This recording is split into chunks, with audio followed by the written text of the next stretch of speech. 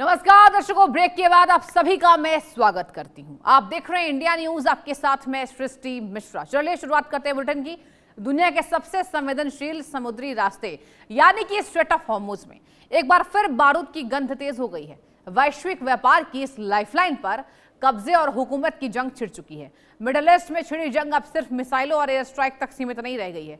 लड़ाई अब दुनिया की सबसे अहम समुद्री लाइफलाइन हॉर्मुज पर एकाधिकार की बन चुकी है।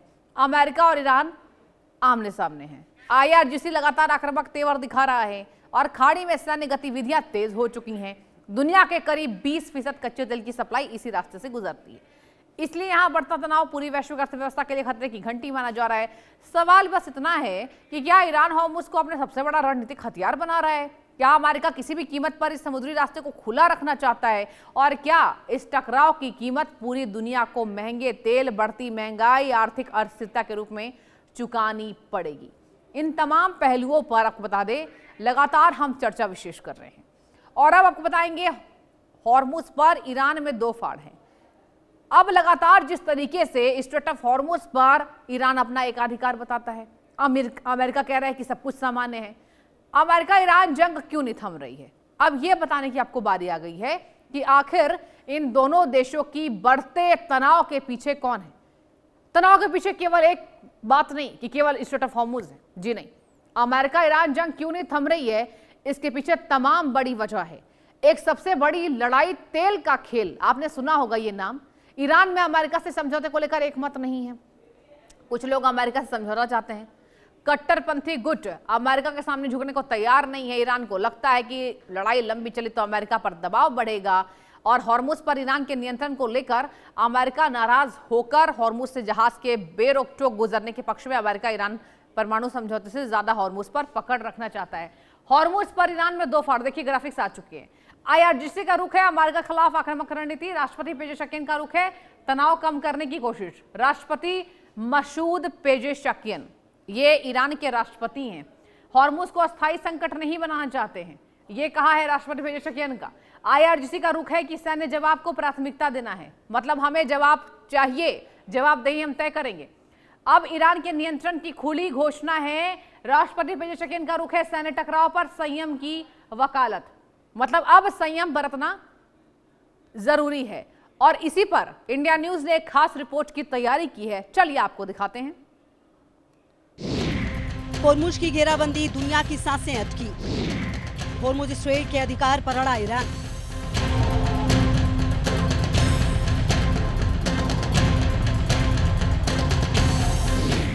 मिडिल ईस्ट में फिर मचा महासंग्राम। तेल की लाइफलाइन पर युद्ध का पहरा।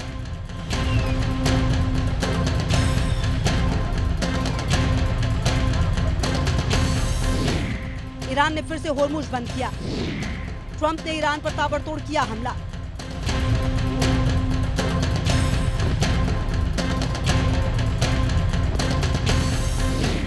तेल की नस दबेगी, दुनिया फिर थमेगी। हॉर्मुज पर हुकूमत या वैश्विक तबाही का आहट।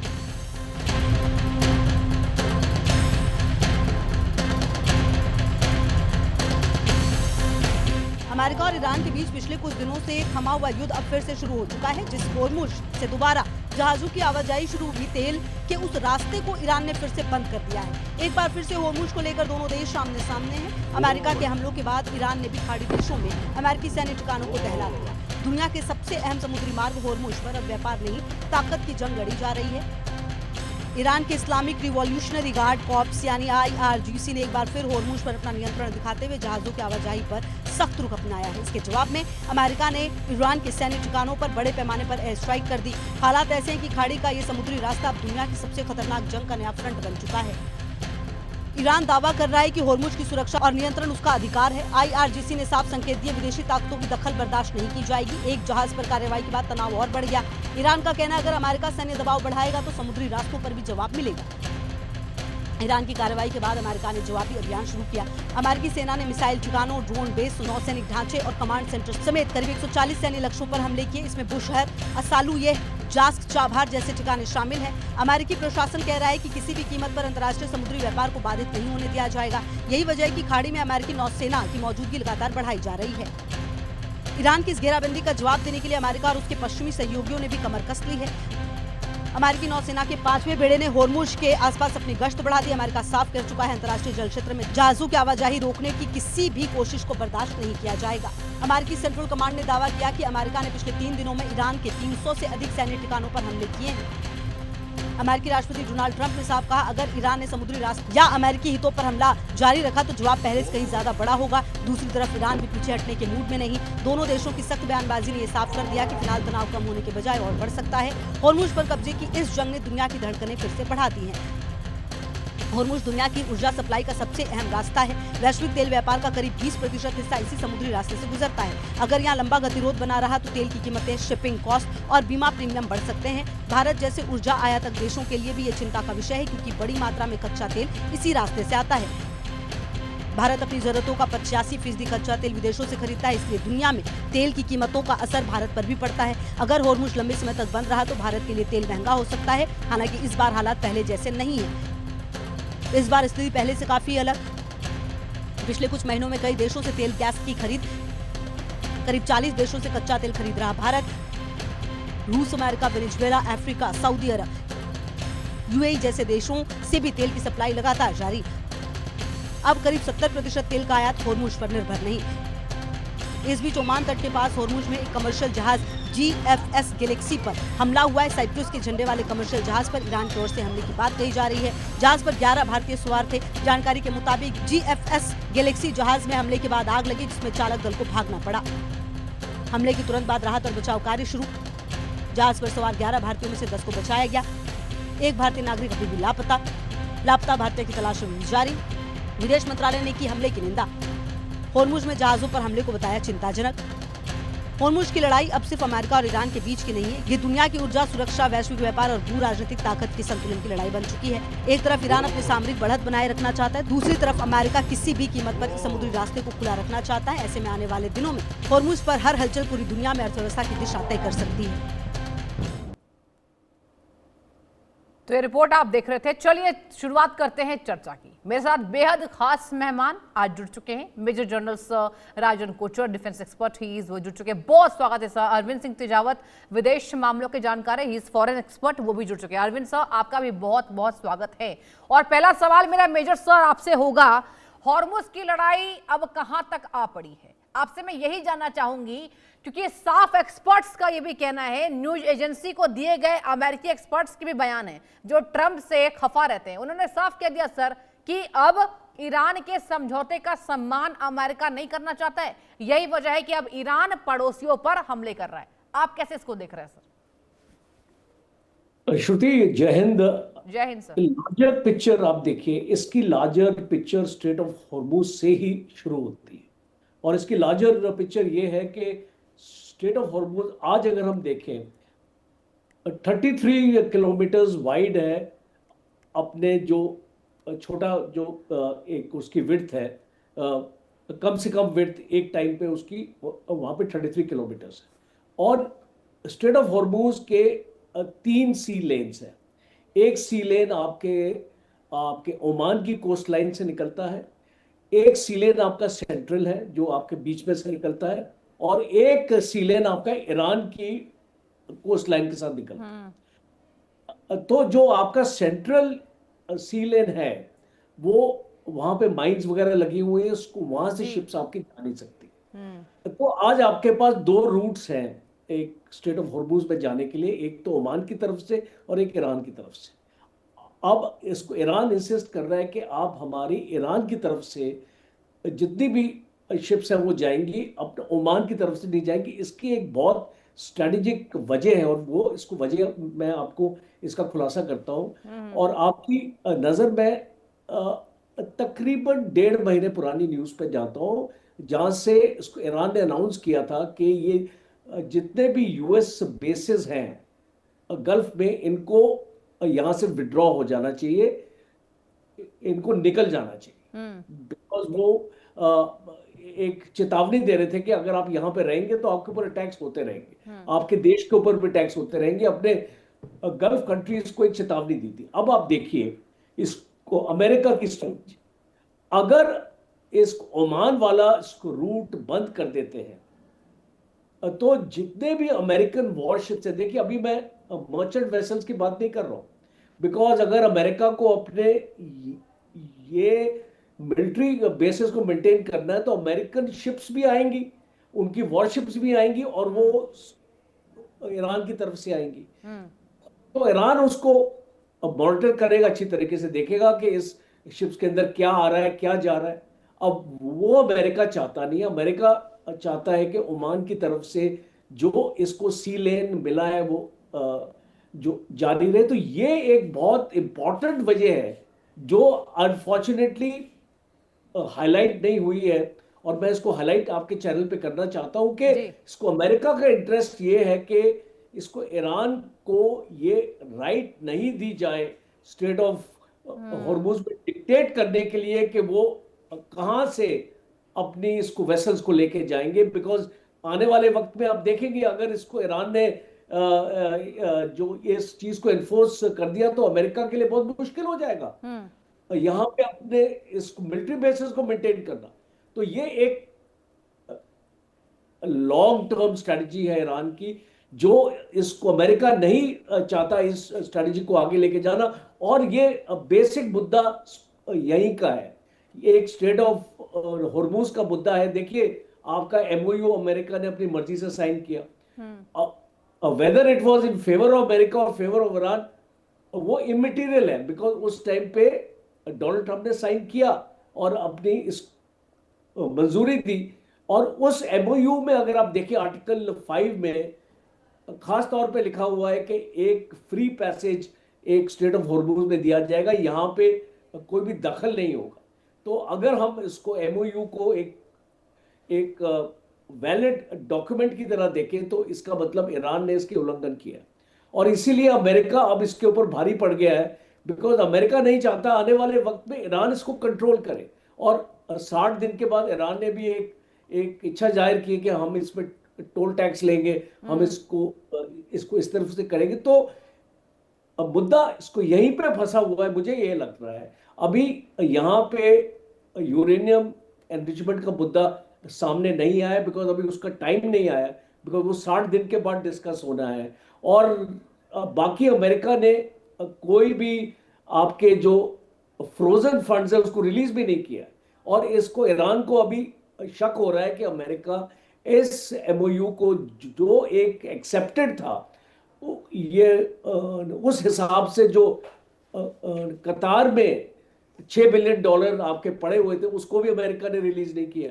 तो अभी इसको ईरान को शक हो गया कि शायद ये अमेरिका टाइम के साथ खेल रहा है, और जो भी एग्रीमेंट्स होंगे आने वाले वक्त में वो शायद गो थ्रू नहीं होंगे, और इसीलिए अभी ये युद्ध और तेज आ गया।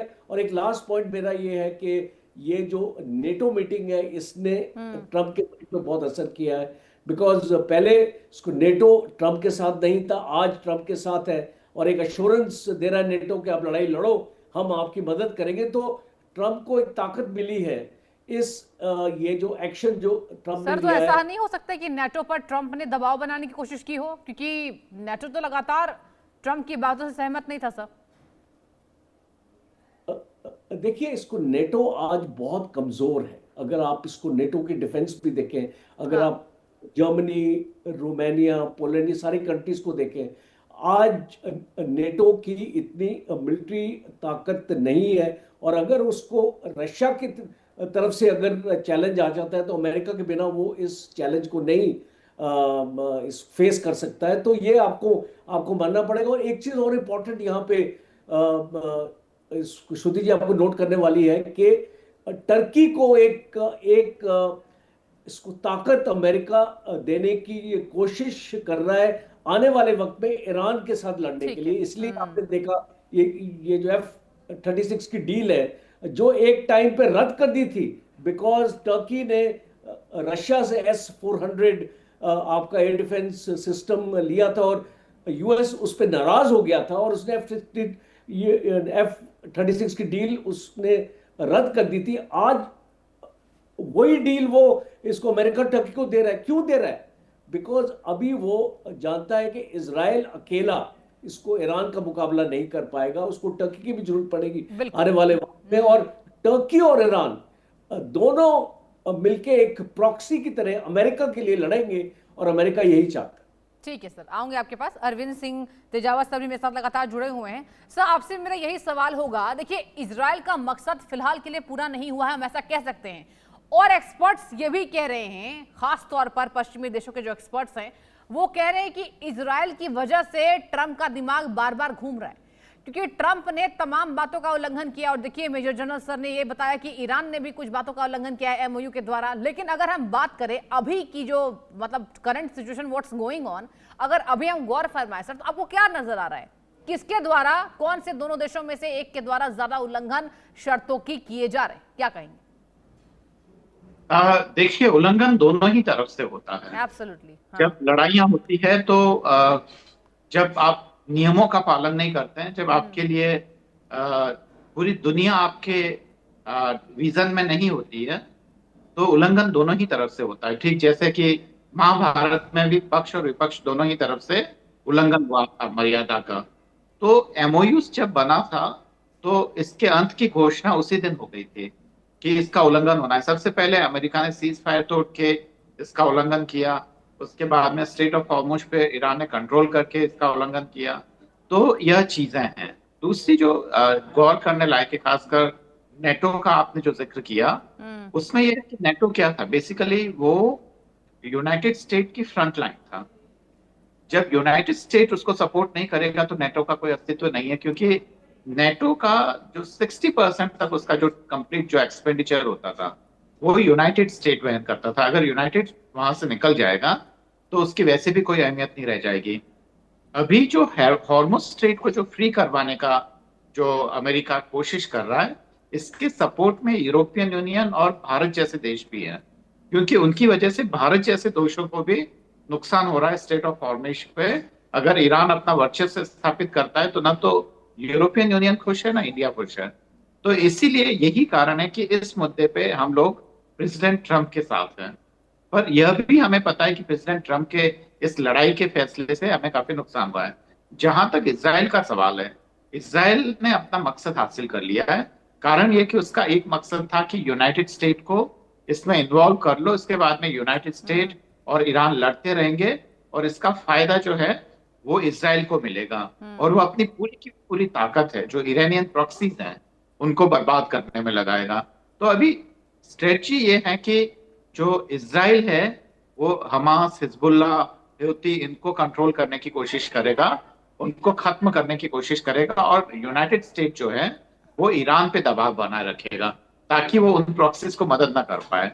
तो इसी नीति के तहत ये लड़ाई चलेगी। और ये देखिए मैं एक और सवाल का जवाब आपसे ही चाहती हूँ सर, लेकिन आप देखिए कि अब तक प्रॉक्सीज पर अमेरिका ने कुछ नहीं, मतलब अमेरिका ने कुछ नहीं किया। जिस तरीके से वो दावे कर रहे थे डोनाल्ड ट्रंप की प्रॉक्सीज को हम नेस्तनाबूद कर देंगे, खत्म कर देंगे, अब तो और यहाँ पर मजबूती से के साथ जनरल वाहिद के मौत के बाद, हालांकि ये स्पेकुलेशन इज गोइंग ऑन, ये भी कहा जा रहा है कि कई एक्सपर्ट्स ये मानते हैं कि ईरान के जो कमांडर थे वो नहीं मारे गए हैं।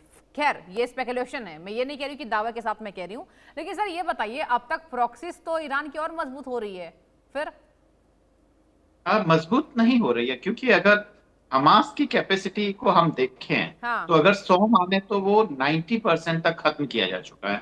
अभी उसको उठने में बहुत अच्छा खासा वक्त लगेगा। हिजबुल्लाह है, उसके ताकत को 50% तक खत्म किया जा चुका है। हूती पे बहुत ज्यादा असर नहीं हुआ है, पर उसके 10 से 20% उसकी कैपेसिटी भी खत्म की जा चुकी है। तो यहाँ एकदम साफ साफ नजर आ रहा है, क्योंकि इन प्रॉक्सीज से लड़ने का जो अनुभव है वो इजराइल के पास है, वो यूनाइटेड स्टेट के पास नहीं है। अगर यूनाइटेड स्टेट इसमें अपने आप को इंडल्ज कर लेगा तो उसके लिए सिचुएशन बहुत ज्यादा अच्छी नहीं है। तो ये लगभग अंडरस्टैंडिंग है। ये जो लोग कहते हैं कि प्रेसिडेंट ट्रंप ने नेतन्याहू को ये समझाया, या वो मीडिया या बाहर के लोगों के लिए ठीक है, पर इजराइल और यूनाइटेड स्टेट में अच्छे से समझ है कि उनको क्या करना है, और मिलकर उन्हें पूरे मिडल ईस्ट पे कैसा कब्जा करना है और वहां के रिसोर्सेज को कैसे इस्तेमाल करना है, ये उन्हें अच्छे से पता है। तो आप देखेंगे कि अमेरिका है वो पूरी तरीके से ईरान पे लगा रहेगा, और मुझे लगता है कि दुनिया के बड़े से बड़े एक्सपर्ट ये प्रेडिक्ट नहीं कर सकते हैं कि लड़ाई कितनी लंबी चलेगी। ये आपने बिल्कुल सही कहा, हाँ, कि दुनिया के बड़े एक्सपर्ट्स ये प्रिडिक्शन नहीं कर सकते, क्योंकि देखिए हम भी जब टीवी डिबेट्स में ये सवाल पूछते हैं तो यही कहते नजर आते हैं कि कुछ नहीं पता डोनाल्ड ट्रंप का, कभी दिखाने की कोशिश करते हैं कि समझौता कर लेंगे और वही डोनाल्ड ट्रंप रात में ही एयर स्ट्राइक कर देते हैं। बिल्कुल सही कह रहे हैं। बिल्कुल जी। तो सृष्टि जी, इतना तय है कि ये लंबी लड़ाई चलेगी और इसीलिए भारत के जो खासकर विदेश मंत्रालय है तो इसके ऑल्टरनेटिव्स ढूंढने भी शुरू कर दिए हैं, खासकर के लिए या तमाम चीजों के लिए। तो बिल्कुल ठीक बात है सृष्टि जी। ठीक है मेजर सर, आपके पास मेरा रुख होगा सर। अभी यहाँ पर आपने सुना अरविंद सर भी यही कह रहे हैं कि अल्टरनेटिव्स ढूंढने की कोशिश हो रही है, और मुझे बहुत अच्छा लगा ये पॉइंट इनका। मैं चाहूंगी आप भी इस पर अपनी टिप्पणी करें सर।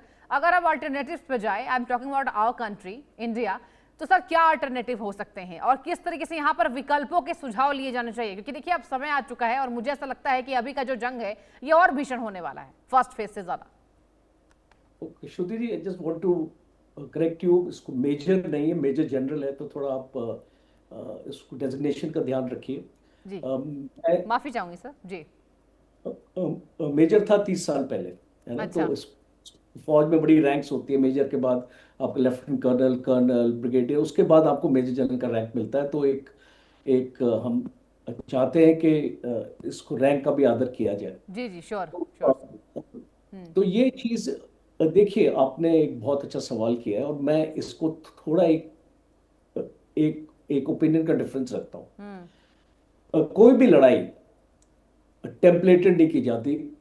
जैसे कि रशिया यूक्रेन की लड़ाई है, वो आपकी 4 साल तक चल रही है, बिकॉज जो एक लॉजिस्टिक स्टेमिना है इसको यूक्रेन में और रशिया में उस लड़ाई को लंबा खींचने का, बिकॉज वो एक ग्राउंड ऑफेंसिव है और ग्राउंड ऑफेंसिव में आपका लॉजिस्टिक स्टेमिना आप उसको बना के रखते हैं और उसकी इंटेंसिटी आप इसको कभी अपना ज़्यादा कर देते, कभी कम कर देते। अब यहाँ पे जो लड़ाई है वो एक एट्रिशन वॉर। एक एट्रिशन वॉर का मतलब है कि आप बूट्स एंड ग्राउंड लेके नहीं जाते, आपके यहाँ पे लॉजिस्टिक बेसिस नहीं है और आप एक लंबे टाइम तक ये लड़ाई नहीं लड़ सकते। अगर जो लोग बोलते हैं कि लंबी चलेगी, I want to ask them कितनी लंबी चलेगी? इस कितना दम है एक दूसरे के पास कि इस लड़ाई को सालों तक खींच ले? It's not possible. तो आपको ये from military point of view मैं एनालाइज करने की कोशिश कर रहा हूँ, बिकॉज इसको लॉजिस्टिक स्टेमिना एक बहुत बड़ी चीज़ होती है लड़ाई में। आपके 2 पहलू होते हैं एक लड़ाई को जीतने के लिए, एक होता है मिलिट्री पावर, एक होता है लॉजिस्टिक स्टेमिना। अब इसको मिलिट्री पावर तो अभी इसको ईरान के पास है नहीं, जिस हिसाब से इसको अमेरिका के पास है, बट ईरान के पास एक लॉजिस्टिक स्टेमिना है जो उनको 3 to 6 months की लड़ाई इसको खींच सकता है। ईरान इससे ज्यादा नहीं खींच सकता। देखिए आपकी इंटेंसिटी, आप देखिए आपके पास एक लिमिटेड नंबर ऑफ मिसाइल्स होती हैं, एक लिमिटेड नंबर ऑफ आपके ड्रोन्स होते हैं, आप उसी तरीके से लड़ाई को लड़ सकते हैं। तो ये एक लंबी लड़ाई मैं इसको बिल्कुल नहीं देखता यहाँ पे। और ये आप इसको देखेंगे, मैं कोई प्रिडिक्शन नहीं कर रहा हूँ, टाइम बताएगा, बिकॉज ये लड़ाई आपकी लंबी नहीं चल सकती है। और जो भी प्यूनिटिव एक्शन अमेरिका लेने की कोशिश कर रहा है वो ईरान को एक स्ट्रैटेजिक मैसेजिंग देने की कोशिश कर रहा है कि हम आपकी तबाही कर सकते हैं। अब इसको मुझे बताइए, आपका जो ईरान का जो भी मैन्युफैक्चरिंग इकोसिस्टम वो जमीन के नीचे है, और इतनी 50 दिन की लड़ाई देखिए आप जी। 4000 टारगेट्स आपने ईरान में इसको मारे हैं, फिर भी ईरान अभी भी इसको लड़ रहा है। क्यों लड़ रहा है? बिकॉज आप उसकी तह तक नहीं पहुंच पाए, बिकॉज आप बूट्स ऑन ग्राउंड नहीं लेके आए, और इसीलिए आप इस लड़ाई को अपने तरीके से नहीं लड़ पाएंगे।